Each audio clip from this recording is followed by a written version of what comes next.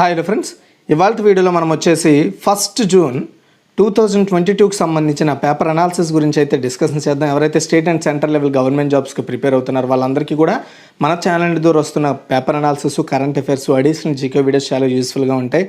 కాబట్టి ప్రతి ఒక్కరు కూడా ఈ వీడియోని లైక్ చేసి షేర్ చేసి సపోర్ట్ ఇస్తారనుకుంటున్నాను. గైస్, ఈ వీడియోని ఒక లైక్ చేయండి. మీరు లైక్ చేయడం వల్ల నాకు ఎంతో సపోర్ట్ని అయితే ఇస్తుంది ఆ లైక్. గైస్, ఇండియాలోనే the largest learning platform and academy and APSC, TSPSC ఉద్యోగాలకి, ఎస్ఐ కానిస్టేబుల్ ఉద్యోగాలకి ఎవరైతే ప్రిపేర్ అవుతున్నారో వాళ్ళకి మంచి ప్లాట్ఫామ్ అనమాట ఇది.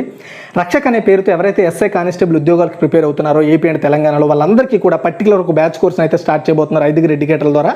ఇది 18th మే అయితే స్టార్ట్ కాబోతోందండి.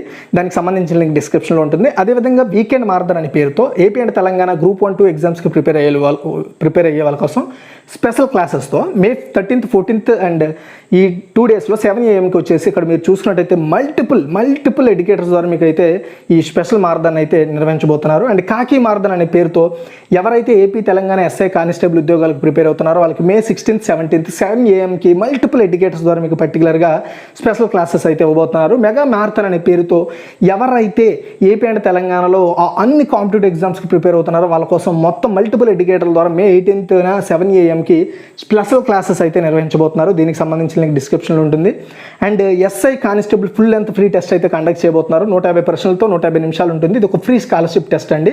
ఇది వచ్చేసి arithmetic ability and test of reasoning, general studies మీద ఉంటుంది. ఇందులో ర్యాంక్ 1 నుండి ర్యాంక్ 4 వరకు ఎవరైతే ర్యాంక్ సంపాదిస్తారో వాళ్ళకి వచ్చేసి మీరు సబ్స్క్రిప్షన్ తీసుకుంటే అందులో వచ్చేసి పర్సెంటేజ్ ఆఫ్ సబ్స్క్రిప్షన్ ఫ్రీగా ఇస్తారు. ఇది మే 14th 2 PM టెస్ట్ ఉండబోతుంది. చూడండి ఫ్రెండ్స్, ఇందులో మీరు ఇవన్నీ కూడా యాక్సెస్ చేసుకోవాలనుకుంటే ఖచ్చితంగా మీరు సబ్స్క్రిప్షన్ తీసుకోవాలి. ఇవన్నీ కూడా యాక్సెస్ చేసుకోవాలనుకుంటే సో వీళ్ళు వచ్చేసి ప్రజెంట్ మన కోడ్ వాడితే మీకు 10%, టోటల్గా 20% అయితే సబ్స్క్రిప్షన్లో వీళ్ళు డిడక్షన్ అవ్వబోతున్నారు. 3 monthsకి కానీ మీరు తీసుకుంటే యాక్చువల్గా 4,600, కానీ మన కోడ్ వాడినట్టయితే మన కోడ్ డిస్క్రిప్షన్లో ఇస్తాను. ఆ కోడ్ వాడితే 3,741 రూపాయలకి రావడం జరుగుతుంది. అండ్ అదేవిధంగా మీరు ఎన్ని మంత్స్ తీసుకుంటే అన్ని మంత్స్కి 20% డిస్కౌంట్ అయితే రావడం జరుగుతుంది. కోడ్ ఇక్కడ ప్రజెంట్ చేస్తాను అండ్ డిస్ప్లే కూడా చేస్తాను. మన ఫస్ట్ ఆర్టికల్గా గమనించినట్టయితే 22 అంటే ఇప్పుడు జూన్ 22న జీసాట్ 24 ఉపగ్రహ ప్రయోగం. చూడండి, కమ్యూనికేషన్ ఉపగ్రహం, దాన్నే జీసాట్ అంటారండి. జీసాట్ 24. సో దీన్ని కమ్యూనికేషన్ ఉపగ్రహం అంటారు, శాటిలైట్ అనమాట. దీన్ని జూన్ 22న ఫ్రెంచ్ గయానా నుంచి ప్రయోగించనున్నట్లుగా భారత అంతరిక్ష పరిశోధనా సంస్థ ఇస్రో అనౌన్స్ చేసింది. ఐరోపా రోదసి సంస్థకు చెందిన ఏరియన్ రాకెట్ ద్వారా ఈ ప్రయోగం చేయబోతున్నారు. అంతరిక్ష రంగంలో సంస్కరణలు తెచ్చాక డిమాండ్ ఆధారంగా చేపడుతున్న తొలి ప్రయోగం ఇదేనని చెప్పింది. భారత ప్రభుత్వ ఆధ్వర్యంలోని న్యూ స్పేస్ ఇండియా లిమిటెడ్ ఆధ్వర్యంలో ఇది జరుగుతోందని వివరించింది. జీసాట్ 24 బరువు 4,180 కిలోలు. ఇది 24 KU బ్యాండ్ కమ్యూనికేషన్ ఉపగ్రహం అని చెప్పొచ్చు. దేశవ్యాప్తంగా దీని సేవలు అందుతాయి. ఫ్యూచర్లో DTH అవసరాలను ఇది క్లారిటీ అంటే పూర్తి స్థాయిలో తీరుస్తుంది. ఈ ఉపగ్రహ సామర్థ్యం మొత్తాన్ని టాటా ప్లేకు లీజ్కి ఇచ్చినట్లుగా ఇస్రో తెలుపుతుంది. అయితే సో ఇప్పుడు ఈ జీసాట్ 24 అనే మొత్తం దీని వాడుక అనేది ఎక్కువగా చూసుకుంటే టాటా ప్లేకి ప్రొవైడ్ చేశారనమాట. సో టాటా స్కై అనేవారు ఇంతకుముందు, ఇప్పుడు అది టాటా ప్లేగా మారిపోయింది. సో ఈ DTH సేవలు అందించడానికి పర్టికులర్గా ఈ జీసాట్ 24 అనేది పనిచేయడం జరుగుతుంది. ఓకే, సో జీసాట్ 24ను వైమానిక దళానికి చెందిన C-17 గ్లోబల్ మాస్టర్ విమానం ద్వారా మే 18న ఫ్రెంచ్ గయానాలో కౌరాకు తరలించారు. ప్రస్తుతం దీనికి పరీక్షలు అయితే నిర్వహిస్తున్నారు, గుర్తుపెట్టుకోండి.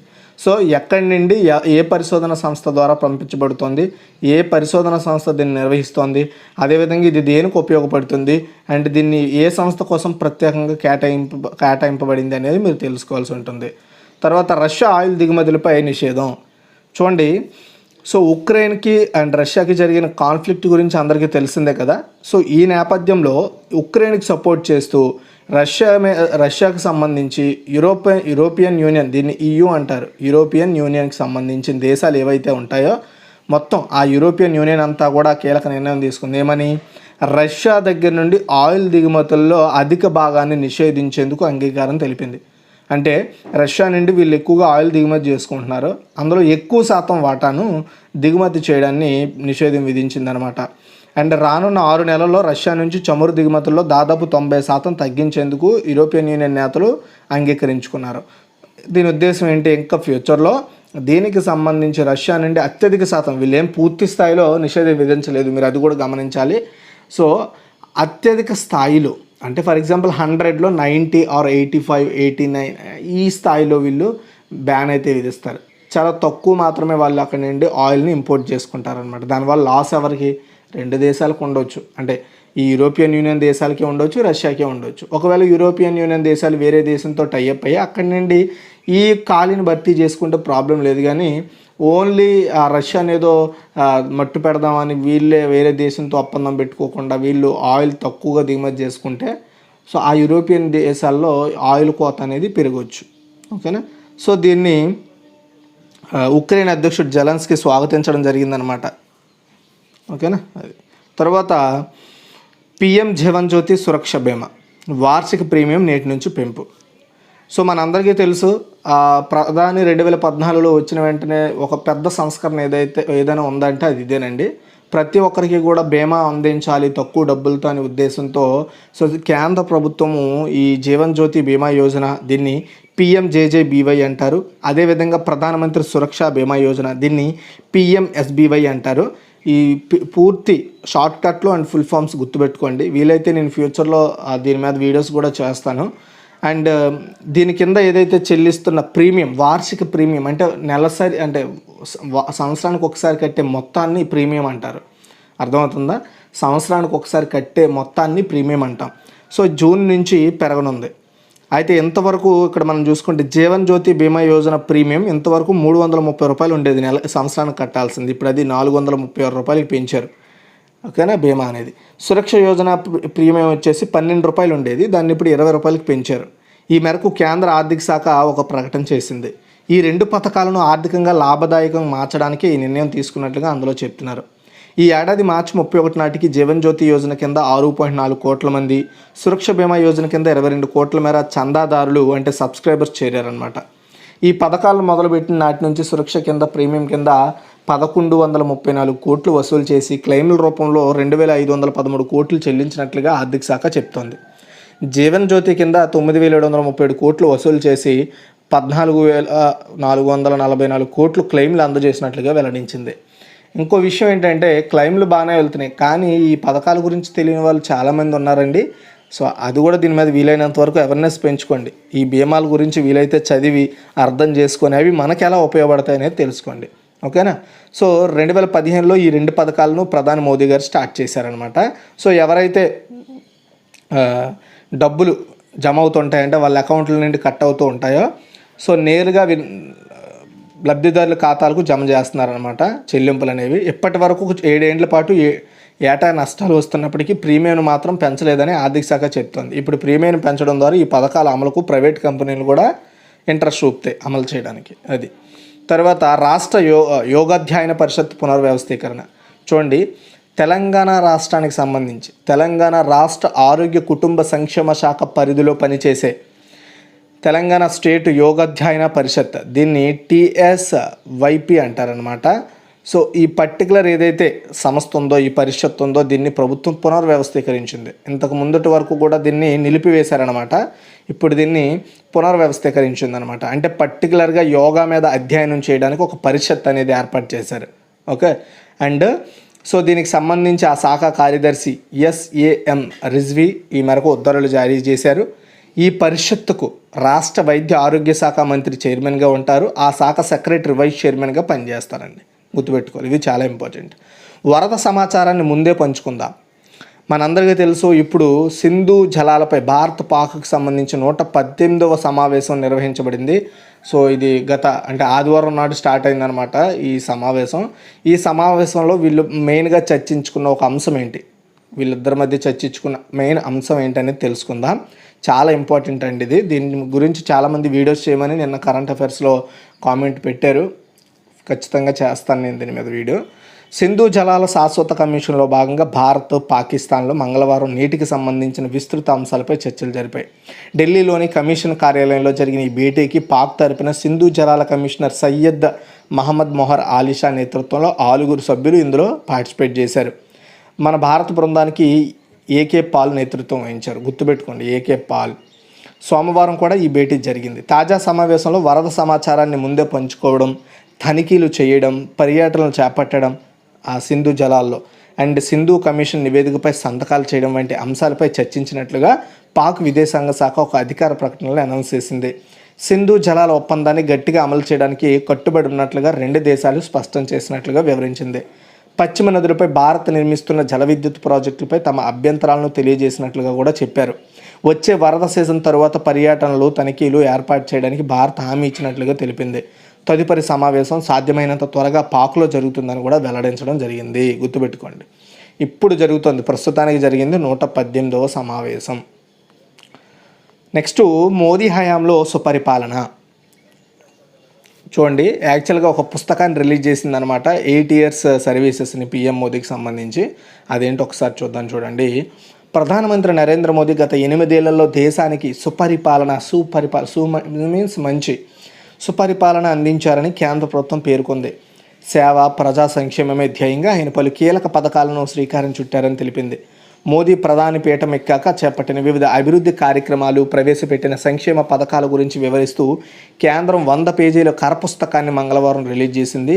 వీలైతే ఈ పుస్తకాన్ని మన టెలిగ్రామ్ ఛానల్లో, గుర్తుపెట్టుకోండి, మన టెలిగ్రామ్ ఛానల్లో పోస్ట్ చేస్తాను. అండ్ ఎవరికైనా ఇంట్రెస్ట్ ఉంటే జాయిన్ అవ్వండి. నేను కామెంట్ సెక్షన్ ఉంటుంది కదా, మీరు కామెంట్స్ పెట్టే సెక్షన్లోకి వెళ్తే అక్కడ పిన్ చేసి పెడతాను లింక్ని, అక్కడి నుండి జాయిన్ అవ్వండి. సో ఈ కేంద్రం మొత్తం 100 పేజీలతో పుస్తకాన్ని రిలీజ్ చేసింది. 8 సంవత్సరాల్లో ఆయన ఏమేమి చేశారు, 8 ఏళ్లలో సేవా సుపరిపాలన, పేదల సంక్షేమం అని పేరుతో ఈ పుస్తకాన్ని రిలీజ్ చేయడం జరిగింది. సో ఆయన అంతే, ఇంతకు మించి నేను పర్టికులర్గా చెప్పను, కాకపోతే ఈ పుస్తకంలో కీలక అంశాలు ఎక్స్ప్లెయిన్ చేస్తాను. సో ఈ పుస్తకాన్ని రిలీజ్ చేశారనమాట. అండ్ మోదీ గారు వైద్యం, ఆరోగ్యం, మౌలిక వసతులు కావచ్చు, సులభతర జీవనం కావచ్చు, వీటి మీద అలా మొత్తం 14 విభాగాల్లో ఆయన తీసుకొచ్చిన సంస్కరణల గురించి వివరించారు. అండ్ ఈ పుస్తకంలో కొన్ని హైలైట్స్ చూసుకుంటే, స్వచ్ఛ భారత్ మిషన్ కారణంగా 4371 నగరాలు బహిరంగ మల విసర్జన నుంచి విముక్తి పొందాయి. అండ్ 66.9 లక్షల వ్యక్తిగత, 6.42 లక్షల సామూహిక మరుగుదొడ్లు కూడా నిర్మాణం కంప్లీట్ అయ్యింది. గ్రామీణ ప్రాంతాల్లో 11 కోట్లకు పైగా వ్యక్తిగత మరుగుదొడ్లు నిర్మాణం జరిగింది. అమృత్ అనే పథకం కింద 12.7 కోట్ల కొత్త కొలాయి కనెక్షన్లు, 95 లక్షల కొత్త మరుగునీటి పారుదల కనెక్షన్లు ఇచ్చారు. రోజుకు 236 కోట్ల లీటర్ల మరుగునీటి శుద్ధి సామర్థ్యం ఉన్న ప్లాంట్లు కూడా ఏర్పాటు చేశారు. 2017 సెప్టెంబర్ 25న పిఎం సౌభాగ్య పథకం ప్రవేశపెట్టే నాటికి దేశంలో 89% ఇళ్లకు విద్యుత్ కనెక్షన్లు కూడా ఉండగా, ప్రస్తుతం ఆ సంఖ్యను 99.99% పెంచాం. పిఎం కిసాన్ పథకం కింద 11.78 కోట్ల మంది రైతులకు ఇప్పటి వరకు 1.2 లక్షల కోట్ల పంపిణీ చేశాం. అందులో 80% మంది చిన్న సన్నకారు రైతులే ఉన్నారు. అండ్ రీసెంట్గా కాదు, మే 31న మొత్తం 11వ విడత పిఎం కిసాన్ నిధులైతే ప్రధాని మోదీ గారు రిలీజ్ చేయడం జరిగింది. అండ్ భూసార పరీక్షలతో 23 కోట్ల మంది రైతులకు కార్డులు కూడా పంపిణీ చేశారు. 3.4 లక్షల కోట్ల క్రెడిట్తో 3 కోట్ల కొత్త కిసాన్ క్రెడిట్ కార్డులు కూడా జారీ చేశారు. కృషి సించాయ్ యోజన కింద 2015-16 నుంచి ఈ మధ్య ఆర్థిక సంవత్సరంలో 63.96 లక్షల మందికి ప్రయోజనం చేకూరింది. అండ్ 5,000 కోట్లకు సూక్ష్మ సేద్యం నిధిని ఏర్పాటు చేశారు. అండ్ స్వామిత్వ పథకం ద్వారా 29,000 గ్రామాల్లో 36 లక్షల మందికి ఆస్తి కార్డులు పంపిణీ జరిగింది. 1.35 లక్షల గ్రామాల్లో డ్రోన్ సర్వే కూడా పూర్తయింది. ఆయుష్మాన్ భారత్ కింద ప్రతి కుటుంబానికి 5 లక్షల వైద్య బీమా కల్పించారు. 3.28 కోట్ల మందికి ఉచిత వైద్య సేవలు అందించారు. మిషన్ ఇంద్రధనుష్ కింద 4.31 కోట్ల మంది పిల్లలు, 1.08 కోట్ల మంది గర్భిణులకు టీకాలు పంపిణీ చేశారు. ఆర్థికంగా వెనుకబడిన వర్గాలకు 10% రిజర్వేషన్ ఇచ్చారు. ఓబీసీ జాబితా తయారు చేసుకునే అధికారాన్ని రాష్ట్రాలకు ఇచ్చారు. ఎస్సీ, ఎస్టీలకు న్యాయం అందించే వ్యవస్థను బలోపేతం చేశారు. ముమ్మారు తలాక్ను రద్దు చేశారు. అండ్ 34 ఏళ్ల నాటి విద్యా విధానాన్ని మార్చిన నూతన జాతీయ విద్యా విధానానికి రూపకల్పన చేశారు. అండ్ అయోధ్య ఆలయం, కాశీ విశ్వనాథ్ కారిడార్, కేదార్నాథ్ ధామ్ ఆలయాలను అభివృద్ధి చేశారని చెప్తున్నారు. ఇంకెవరైనా పూర్తి వివరాలు తెలుసుకోవాలనుకుంటే ఈనాడు.in నెట్లోకి వెళ్ళి చూడొచ్చు, గుర్తుపెట్టుకోండి. తర్వాత పొగాకు ఉత్పత్తులు చెత్త తొలగింపునకు భారతదేశం సంవత్సరానికి ఖర్చు చేసేది 5,946 కోట్లంట. దీన్ని స్వయంగా ఎవరు చెప్పారో తెలుసండి? WHO, అంటే వరల్డ్ హెల్త్ ఆర్గనైజేషన్. చూడండి, భారత్లో పొగాకుకు సంబంధించిన ఉత్పత్తుల ద్వారా పోగుబడే చెత్తా చెదారం తొలగించడానికి ఇండియా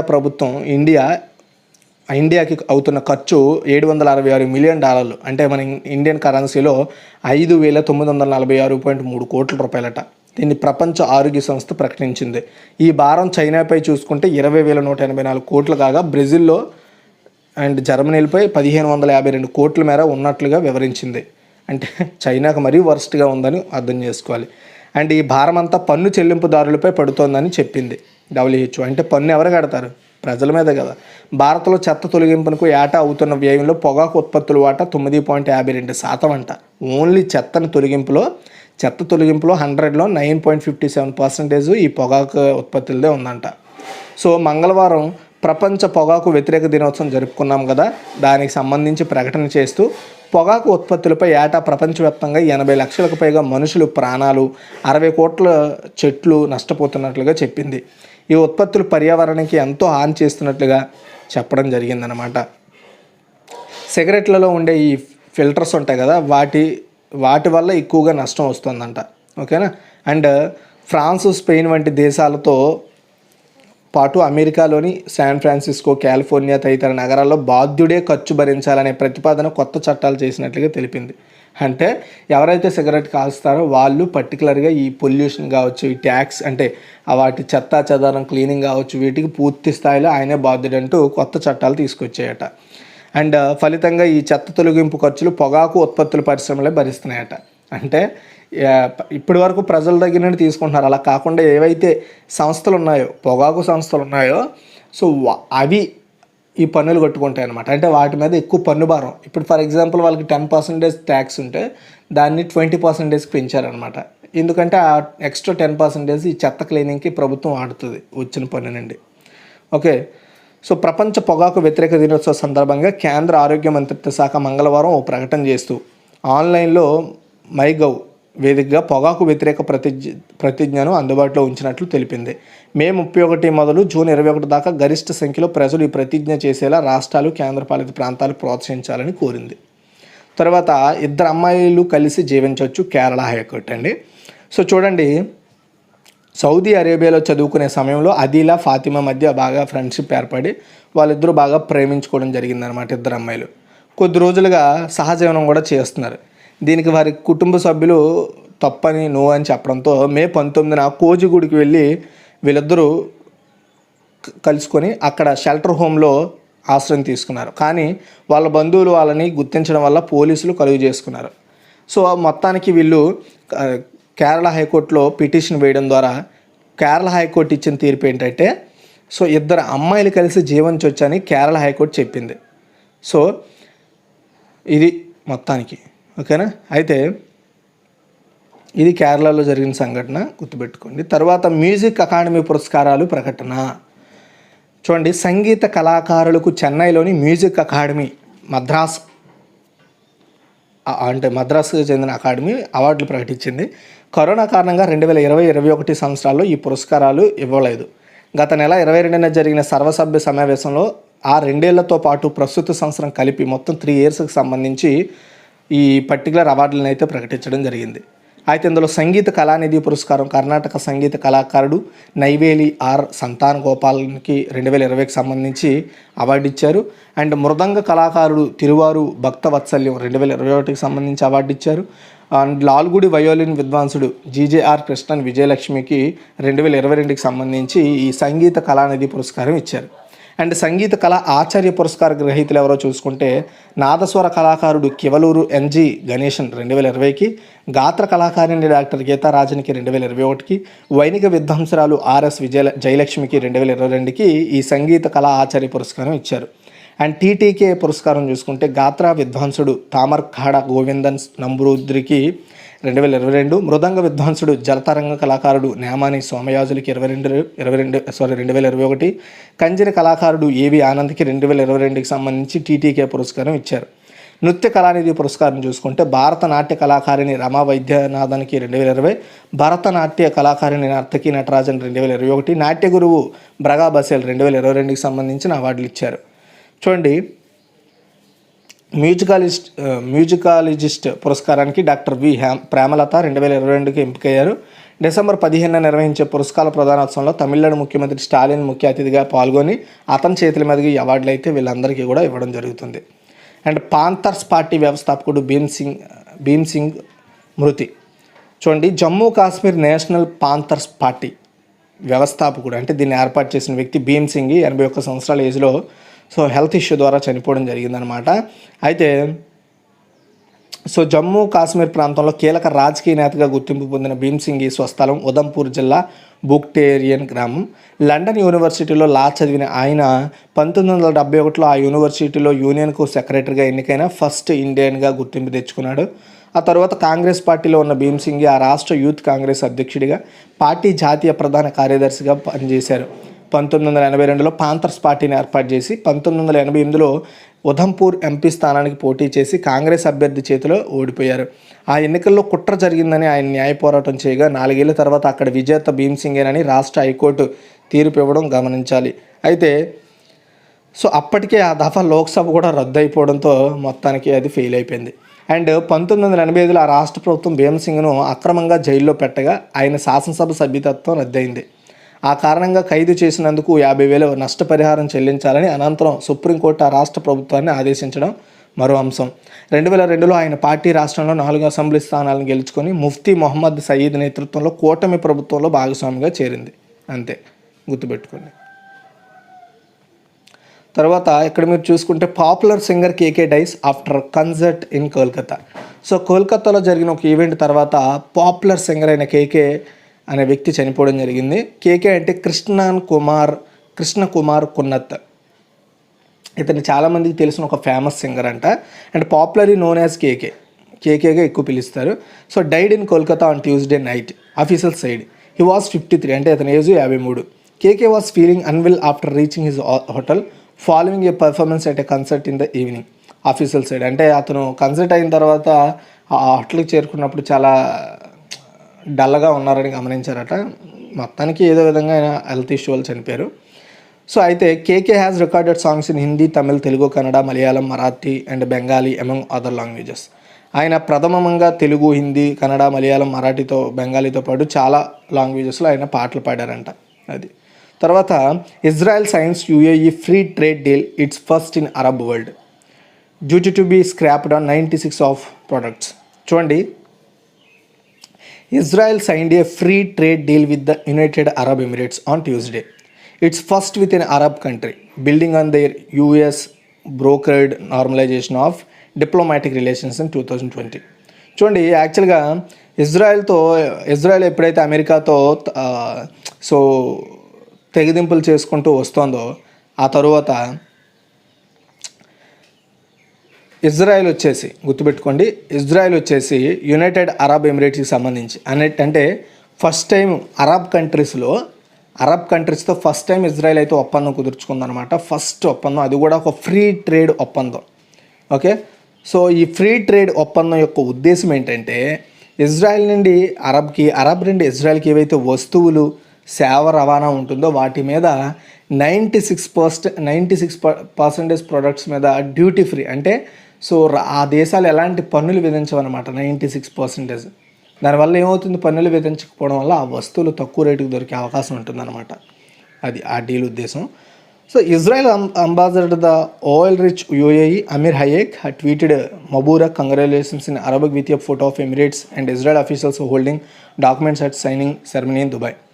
ఓకే, అండ్ ఈ సంతకాలు చేసుకున్నట్లుగా చెప్తున్నారు అనమాట. And business in the both countries will benefit from faster access to markets and lower tariffs as our nations work together to increase trade, create jobs, promote new skills and deepen cooperation, Mr. Kaja tweeted.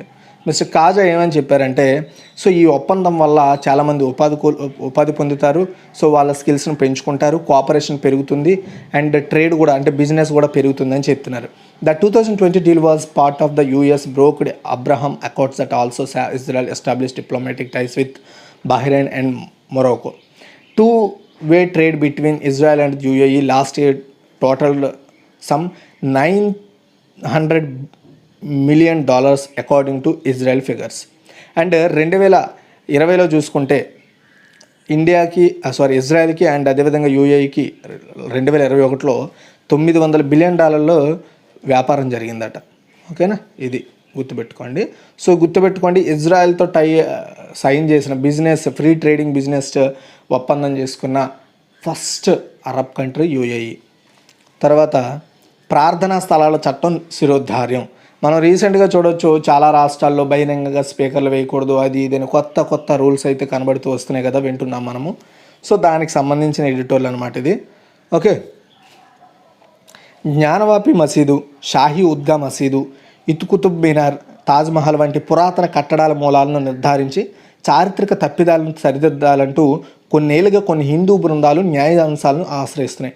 2019 Babri కట్టడం కేసులో 5 సభ్యులు supreme court ధర్మాసనం 142వ రాజ్యాంగ అధికరణ కింద తనకున్న అసాధారణ అధికారాలను ఉపయోగించి వివాదగ్రస్త స్థలాన్ని రామాలయ నిర్మాణం కోసం రామజన్మభూమి ట్రస్ట్కు అప్పగించాలని తీర్పిచ్చింది. ఇది చాలా ఫేమస్ అండి, ఇది గుర్తుపెట్టుకోవాలి మీరు. ఇక అంతటితో మత స్థలాల కోసం వాద్యాలు, కోర్టు జోక్యాలను తెరపడుతుందని చాలామంది అనుకున్నారు. కానీ అదేంటో కానీ ఎప్పుడైతే దానికి తీర్పు వచ్చిందో అప్పటి నుండి అలాంటి కేసులు ఇంకా పెరిగిపోయాయి. అయోధ్య తరువాత కాశీ, మథుర వివాదాలు తెర మీదకి వస్తున్నాయి. ఈ 2 ప్రాంతాలు కూడా. సో మనం near to UP, Uttar Pradesh. And సమాజాన్ని మత ప్రాతిపదికన చీలుస్తూ అల్పసంఖ్యాక వర్గాల్లో అభద్రతా భావాన్ని పెంచుతున్నాయి. ఒకవేళ ఈ కేసుల్లో అత్యధిక సంఖ్యాక వర్గానికి అనుకూలంగా తీర్పు వచ్చినా వ్యవహారం అంతటితో ముగుస్తుందని సరికొత్త మత వివాదాలు తెర మీదకు రాబోవని భావించలేం. సో ఒకవేళ కోర్టు తీర్పు నుండి ఎవరో ఒక వర్గానికి సానుకూలంగా తీర్పు వచ్చినా మిగతా వర్గం వచ్చేసి దాన్ని గొడవ చేయాలని, హైలైట్ చేయాలని చూస్తున్నాయి అన్నమాట. సో శతాబ్దాల క్రితం కొన్ని హిందూ మందిరాలను కూలగొట్టి మసీదులు నిర్మించారనే ఆరోపణలు ఉన్నాయి. కానీ వాటిని కూలగొట్టి ప్రతీకారం తీర్చుకోవాలని, అక్కడ పురాతన హిందూ మందిరాలను పునర్నిర్మించాలని వాదించడం పాత తప్పులను పునరావృతం చేయడమే అవుతుంది. పూర్వీకులు చేసిన తప్పులకు ప్రస్తుతం తరం మూల్యం చెల్లించుకోవాలనుకోవడం రాజ్యాంగ మౌలిక సూత్రాలకు విరుద్ధం. పూర్వ చరిత్ర ఈనాటి ప్రాథమిక హక్కులకు సంఖ్యలు విధించరాదని 2018లో నవతేజ్ సింగ్ జోహార్ వర్సెస్ యూనియన్ ఆఫ్ ఇండియా కేసులో సుప్రీంకోర్టు చెప్పింది. అయినా కూడా చారిత్రక తప్పిదాలకు ఇప్పుడు ప్రతీకారం తీర్చుకోవాలనే ధోరణి పెరుగుతోంది. దాన్ని మేధావులు ఖండించకపోవడం మన దేశ లౌకిక పునాదులను గుల్లబారిస్తోందని చెప్పొచ్చు. ఇది దేశ ఆర్థికాన్ని కూడా దెబ్బతీసే అవకాశం ఉంటుంది. అంటే దేశం ఎలా అంటే మత విభజన అనేది పూర్తి స్థాయిలో జరిగే అవకాశాలు కూడా ఉంటాయి. దేశానికి స్వాతంత్రం వచ్చిన సమయంలో 1947 ఆగస్టు 15న ఆ తరువాత ప్రార్థనా స్థలాలు ఎక్కడ ఎలా ఉన్నాయో అలాగే కొనసాగించాలని, అప్పటి స్వరూప స్వభావాలను మార్చకూడదని 1991లో పార్లమెంటు ప్రార్థనా స్థలాల ప్రత్యేక నిబంధనల చట్టం చేసింది. అర్థమవుతుందా మీకు? ఈ చట్టం ప్రకారం ఇప్పుడు ఏవైతే ఉన్నాయో వాటిని అలాగే ఉంచాలి, వాటిని పునరుద్ధరించడాలు ఇలాంటివి ఏవి చేయకూడదని చెప్తోంది. దీని నుంచి బాబ్రీ కట్టడాన్ని మాత్రమే మినహాయించారు. ఒక మతానికి లేదా ఒక మత శాఖకు చెందిన ప్రార్థనా స్థలాన్ని వేరే మతానికి లేదా ఒకే మతంలో వేరే శాఖకు చెందిన స్థలంగా మార్చకూడదని ఆ చట్టంలో 3వ సెక్షన్ చెప్తోంది. అన్ని మత స్థలాలు ప్రస్తుతం స్వరూప స్వభావాలను యథాతథంగా పరీక్షించాలని ఆదేశిస్తోంది. ఆ అంశంలో ఎటువంటి సందిగ్ధత తావులేదు. ఈ చట్టం సర్వమత సమానత సూత్రంపై ఆధారపడిందని సుప్రీంకోర్టు 2019లో చెప్పింది. రాజ్యాంగం ప్రబోధించిన లౌకికవాదాన్ని అన్ని ప్రభుత్వ సంస్థలు, పౌరులు శిరసావహించాలని చెప్తోంది. ప్రస్తుత మత స్థలాల చరిత్రను తవ్వితీసి పాత తప్పులను సరిదిద్దుతామనడం వివాదాలకు తీవ్రం చేస్తుందనే తప్ప తీవ్రం చేస్తాయన్నమాట. చట్టానికి ఇది విరుద్ధంగానే జరుగుతున్నాయని గుర్తించాలి. మత స్థలాల విషయంలో యథాతథ స్థితిని పరిరక్షిస్తున్న ప్రార్థనా స్థలాలు ప్రత్యేక నిబంధనల చట్టం రాజ్యాంగబద్ధమైందని సుప్రీంకోర్టు చెప్తోంది.